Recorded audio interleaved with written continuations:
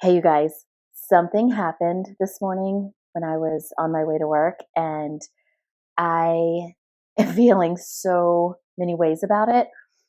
I had to share it with you. I honestly have a whole list of podcast topics that I want to talk about from the past several weeks, but this one is the thing. This is the thing that is bringing me here today, bringing me back on for this next episode. It's the most random thing. And I'm not even sure how I'm going to describe it, but let me just say this has never, ever happened to me, not even once in my life. And half of me is kicking my own ass for being so excited about it. And the other half is so excited that it happened. Let me tell you about it.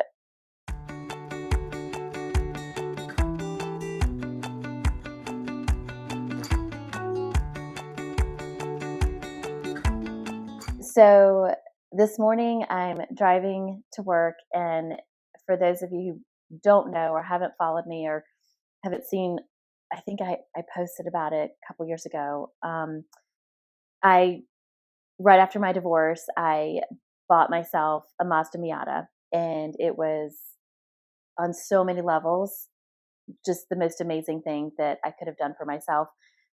It was a dream come true after 20 years. I had one 20 years ago and had to sell it when I got pregnant with my first kid. I was like 8.5 months pregnant, could barely squeeze into it. And obviously, those are not the cards for a baby.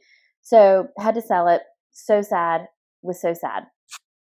So, I decided after my divorce that it was time for me to purchase my very own car. And this is what I wanted. So, long story short, I did that. I was so proud of myself. It was amazing. My friends were super helpful. They were like, okay, just go. We found the car I wanted. I went to the dealership all by myself. A friend of mine dropped me off. So I literally got dropped off at the dealership. They were like, okay, just buy the car. Here's how much it costs. Don't buy any of the extras. Just, you don't need these things. Don't get anything. And I was like, I got this. I got it. I can do this.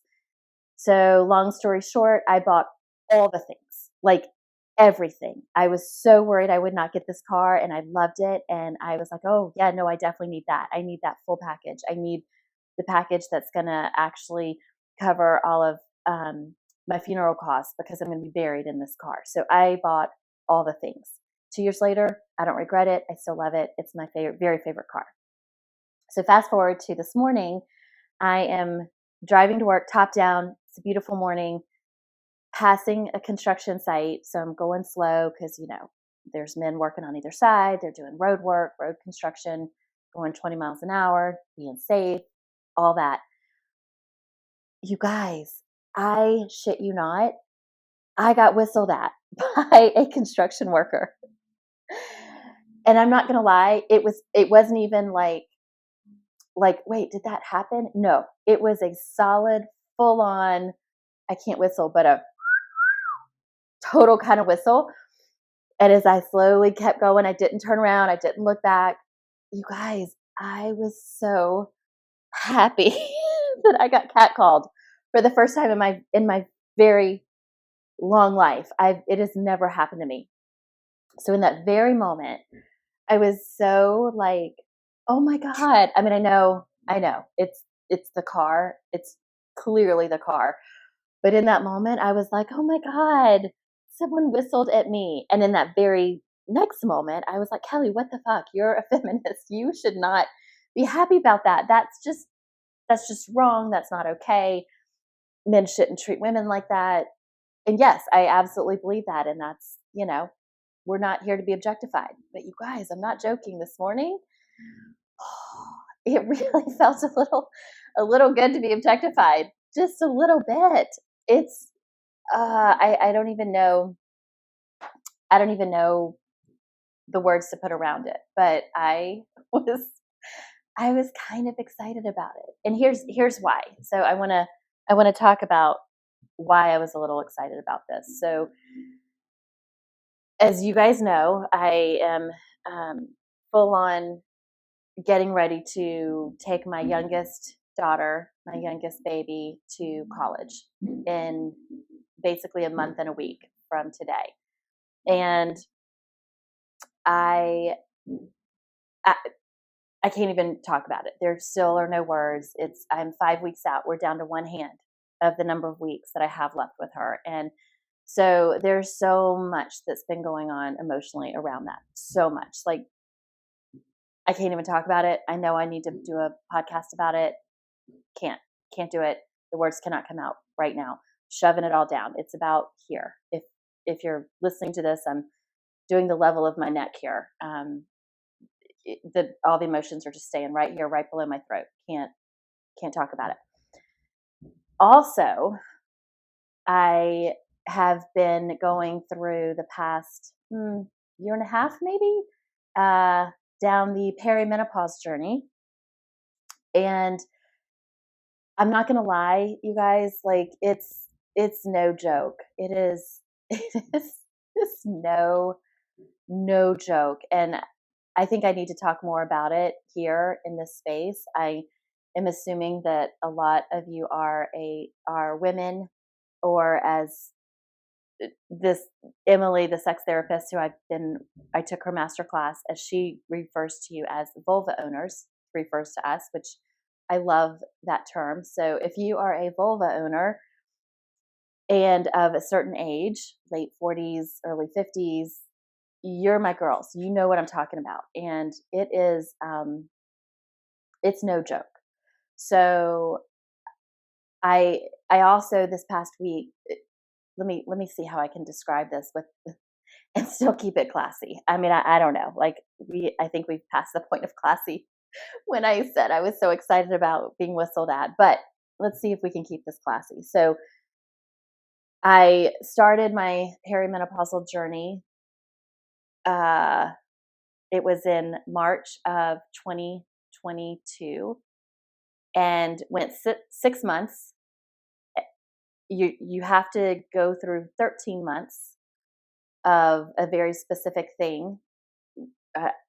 No period. I'm just going to say it. You have to have no period for 13 months, and then you are classified as being fully in menopause. If during that time you get your period, the clock resets and you have to start back at 1 and get to 13. So I was at 6. The clock restarted. Oh, goddamn. Clock restarted. So now I'm on month 10. And you guys, I'm like, if the clock restarts after 10 months when I'm so close, I don't know. I'm not really sure what I'm going to do. So this past week, I've been super emotional, like super emotional, not emotion tied to my daughter leaving, not emotion, tied to missing my son. Those are all emotions that I totally understand, and I know what those emotions are. This is like PMS emotional. So these are those emotions that you don't even know why you're having them. They seem irrational, they seem crazy, and usually after a week, you start your period and you're like, oh, yeah, okay, I really wasn't about to murder all these people, and they weren't all wrong. It's just I was about to have my period. So I've been full on in those emotions this week, and I am telling you right now, if that clock restarts in the next couple of weeks, I'm going to lose my mind. So that's all been going on. So I think that's why, hang on 2 seconds. Betty White, stop. Sorry, Betty White is eating the plant over here. Sorry about that. So I think that's why this morning when the construction worker whistled at me, I was actually so happy because again, have been going down this slightly irrational rabbit hole of emotions and feelings, and feeling bad about myself and bad about where I am and in my single life and all of that, which I know is probably normal. This much time after a divorce, this much time of being single, like I totally get it. But I also know it was a little deep in the rabbit hole of emotion, kind of irrationally. So I've been thinking all day about this, and I remembered my episode 43. So if you haven't listened to it, go back. because it's actually really good. It's about these two little words, and yet, and how those two little words can connect very opposite thoughts, opposite feelings, opposite emotions. And so that is what I've been hanging on to today, that I am a huge, strong, the biggest advocate of women and how women should be treated equally and fairly and with respect and all of those things. I am proud to be a feminist. I am proud to support all equality for everyone and for vulva owners, right? I have a daughter who is a teenager. I'm a vulva owner myself. So, I have a sister, I have a mother, I have cousins and friends and all amazing women who deserve to be treated with the utmost of respect. And yet, you guys, I was so happy to finally get whistled at. Finally. I'm almost 50. I turned 50 in 2 months, literally 2 months from tomorrow. So there's another thing to add to the pile of what I have to be emotional about. So I turned 50 in 2 months, and I finally got whistled at, and I was kind of excited about it. And I don't know. I'm sure in a couple days I'm gonna look at this and listen to this and be like, oh, Kellie, that's just embarrassing. Like, why are you so proud about that? Because it really is. Ugh, it's probably cringeworthy, and I probably shouldn't be. And I wouldn't promote that, and I wouldn't want other people to be objectified like that. But honestly, for today, you guys, for me, it's exactly what I needed. I needed the what's the word? I needed just the superficial, very cringy adoration, if you will, by a safe, inconsequential, driving by cat call whistle. And it has really, it kind of changed my whole vibe of the day. I'm not going to lie. You guys, the confidence that I felt after that, it's, if today were a movie or even a show of my life and I was watching it back, there is the moment before the whistle and the moment after the whistle. And this would be, in a movie, this would be the shift. This would be the lightning bolt that struck the girl that like changed her whole mindset and her whole outlook and changed her whole personality. That whistle completely changed the trajectory of my day. So I got whistled at, got to the office. I'm in the elevator going up. It's packed with people. There's this very young, late 20 something cutie pie who walks in. She's adorable, gorgeous. And I look at her and I'm like, I really just felt nothing but pure love for this young woman. This man walks in, really nice suit, very handsome. They said hello. They knew each other. We're riding up the elevator. I look at this man and I said, hey, he's holding a Yeti. He's wearing a navy blue suit. He's holding a navy blue Yeti. And the elevator is packed, you guys. Normally in an elevator, I don't talk. I face forward. The whole thing. I follow elevator etiquette. I just looked at this man. I said, hey, do you have a Yeti to match every one of your suits? Everyone laughed. Like, it was funny. It was, it was dumb, but it was funny. And I just said it. And we all kind of started talking on the 8 floors up in the elevator. So it kind of changed the day. It was kind of great. And then later in the day, back in the elevator, a woman's in it and she's holding birthday balloons. And I was like, happy birthday. And she said it was the birthday of a colleague. And then she actually asked me if I was one of the clients that goes into this office. And you guys, I'm not going to get into detail, but the clients that walk into this office are like bazillionaires. They're like super rich, super bougie. And I was like, are you shitting me? I was like, oh my God, you're precious. Thank you. No, I actually work here. But she thought I might have been a client. So A, I'm never taking this outfit off. B, that just made me feel really good about myself too. Again, in a very superficial, ridiculous way. So I'm not sure why I'm feeling all these feelings and why I'm actually allowing these sort of positive judgments on my appearance dictate the confidence that I have in myself today. Because normally I don't need that. And normally I am actually a pretty confident person in my personality and who I am as a person and what I put out into this world. I actually really dig it. But you guys, today I needed the cat call, and I needed to have somebody tell me that I literally look like I'm worth $1 million. And that was, I don't know. I'm gonna just ride this one for a little bit now here and not judge myself. I'm not gonna judge myself. I'm gonna be okay with allowing myself to be happy for the superficial compliments that I've gotten today about my appearance. And then when I feel better, I'll get back to ruling the world with my feminism and everyone's equal and everyone's amazing. And it's what's inside that counts. Because it really is. It truly, 100% really is what's inside that counts.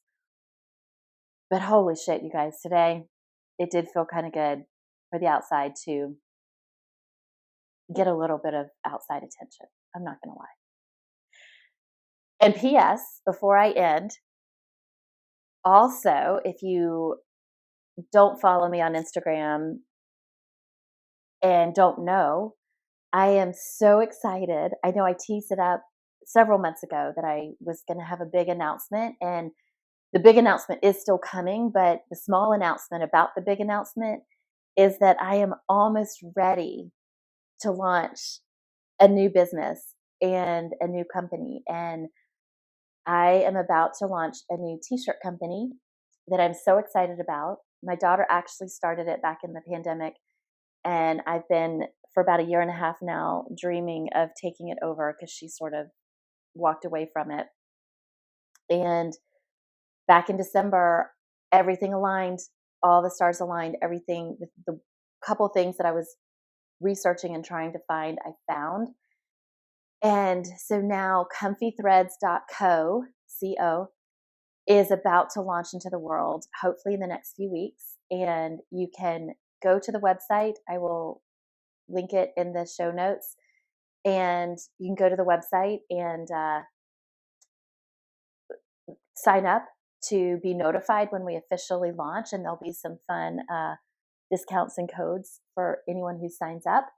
But basically, it's a company that we are going to be designing and selling t-shirts and tank tops, and then down the road, when the weather gets cooler, sweatshirts that are cozy and kind.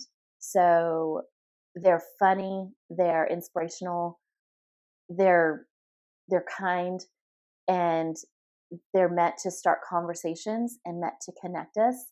And a percentage of every single purchase will go to a charity or an organization that is doing amazing things in this world. And it's all going to be out there, you guys. I'm so excited. So for anyone who's listening, please go to comfythreads.co and sign up, get on the list to be notified when we officially launch, which will hopefully be in just a couple weeks. And there'll be some fun surprises for all of you who do that. And it's going to be amazing. It's going to be fun. It's going to be everything that I stand for and that I want it to be. But very specifically, it's going to be the thing that saves me when I take my daughter halfway across the country to college and I come home to just me and Betty White. So stay tuned for more. Very excited about it. I'm not even wearing one of the shirts on the day I announce it, but it's because, this is now the outfit I'm going to wear for the rest of my life because of today. So I might have to put something on here. Anyway, thank you guys for listening to my rant. Thank you for giving me the grace to allow me to step out of who I normally am and step into this little moment of selfishness today. Thank you for listening to this. Thank you. If you've ever had these feelings, please share them with me so I don't feel like I'm so alone in this. Thank you. If you are going through this menopausal journey with me, thank you for letting me share. That might have been too much information for some of you, but you know what? I feel like women of my age, we're not talking about it enough. So I just need to talk about it. I need to hear all the stories about it. I need to know the women who are going through it, who went through it, or who are scared because they're coming up on it. You guys, we're all in this together. And I'm so happy about that. Love you guys. The Next 23 is produced in partnership with Taylor Street Designs. Be sure to rate, review, and follow the show on Apple Podcasts, Spotify, or wherever you get your podcasts. You can also visit me at thenext23.com. Love you guys.